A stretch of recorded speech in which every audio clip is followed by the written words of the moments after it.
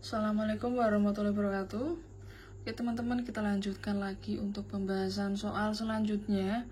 Pada malam hari ini kita lanjutkan soal nomor 46. Penyakit yang berasal dari tanah atau soil-borne disease disebut juga A. Penyakit kulit, B. Penyakit tidur, C. Penyakit undulan, atau D. Penyakit antrak. Jawaban yang tepat sebutan dari soil-borne disease atau penyakit yang berasal dari tanah adalah penyakit antrak. Selanjutnya nomor 47.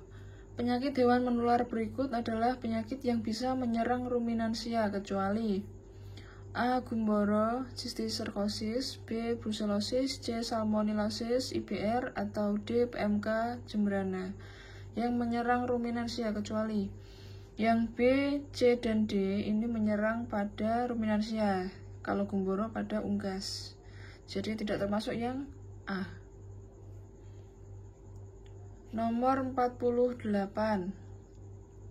Berikut ini yang merupakan penyakit zoonosis kecuali A. Gumboro, B. Brucellosis, C. Rabies, atau D. Antrak. Gampang ya teman-teman. Jawaban yang tepat kecuali itu yang A. Gumboro. Nomor 49. Pengebalan pada hewan dimaksudkan melalui beberapa cara, antara lain sebagai berikut, kecuali A. Pemberian antisera, B. Sterilisasi hewan, C. Vaksinasi, atau D. Imunisasi. Kecuali sterilisasi pada hewan. Nomor 50.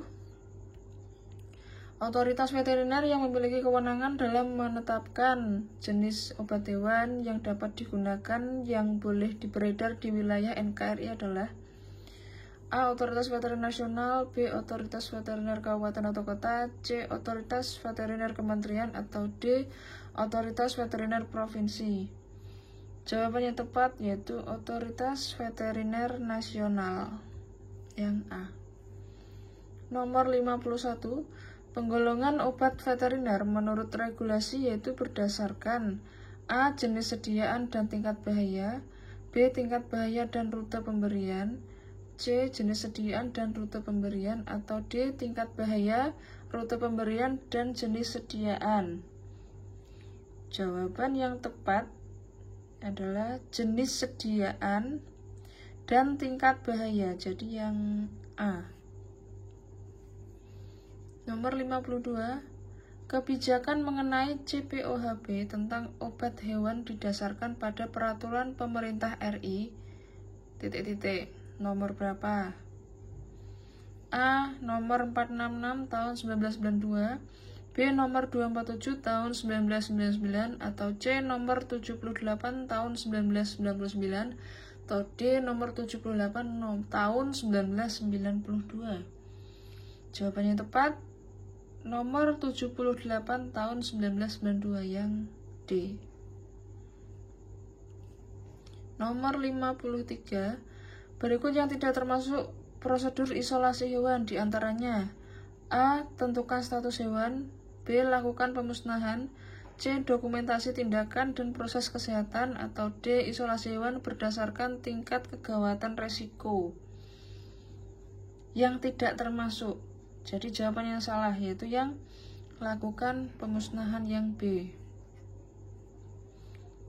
Nomor 54.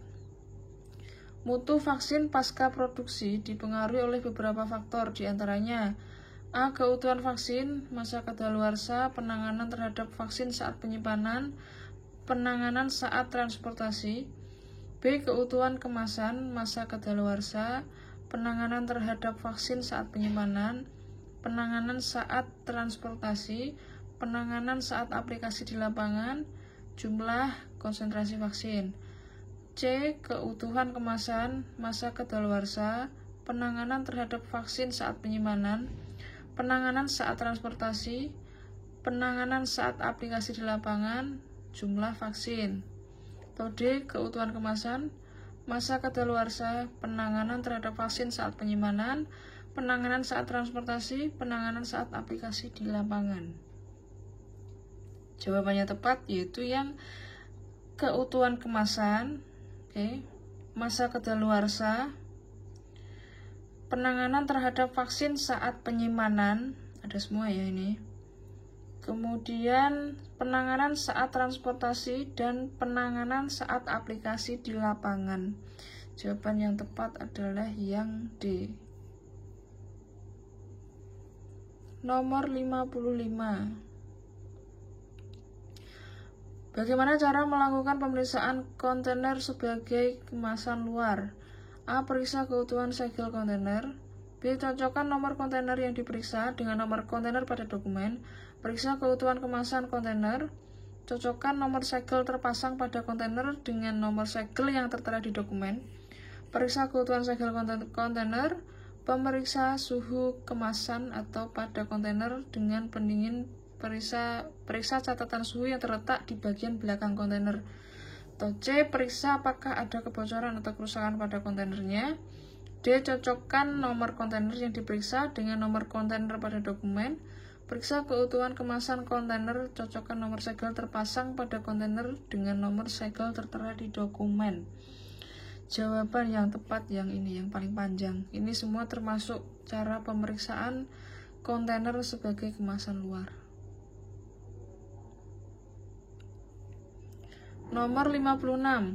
Sediaan krim obat pada hewan biasanya digunakan untuk A. Mengatasi alergi pada kulit hewan. B. Melindungi dan memelihara kulit hewan yang kering. C. Menghaluskan kulit hewan. Atau D. Mengobati luka atau membasmi parasit pada kulit hewan. Jawaban yang tepat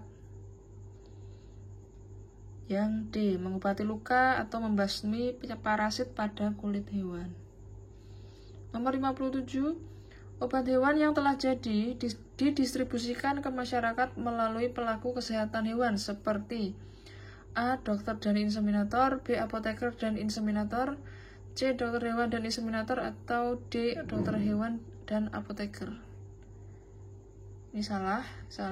Kemudian ini apoteker tidak termasuk. Jawaban yang tepat adalah yang C. Dokter hewan dan inseminator. Nomor 58. Contoh sediaan gel untuk hewan yang diberikan melalui sistem pengantaran transdermal, yaitu A. Derma. B. Pluronic Lecinic Organonel. Atau C. Demadis. Atau D. Obat cacing. Jawaban yang tepat adalah yang B. Pluronic Lecithin Organonel. Nomor 59. Berikut merupakan bentuk sediaan yang diberikan untuk hewan mamalia besar seperti sapi, yaitu A. Krim. B. Aerosol. C. Tablet bolus. Atau D. Patch. Jawaban yang tepat adalah yang tablet bolus. Nomor 60. Berikut ini adalah cara pemberian obat yang umum dilakukan pada hewan besar kecuali A. Gores luka. B. Topikal. C. Suppositoria. Atau D. Air minum. Jawaban yang tepat yang gores kulit. Oke, mungkin sampai nomor 60 dulu. Nanti kita lanjut lagi nomor selanjutnya. Insya Allah besok malam kembali saya lanjutkan supaya video tidak terlalu panjang karena nanti nguploadnya lama ya teman-teman. Terima kasih.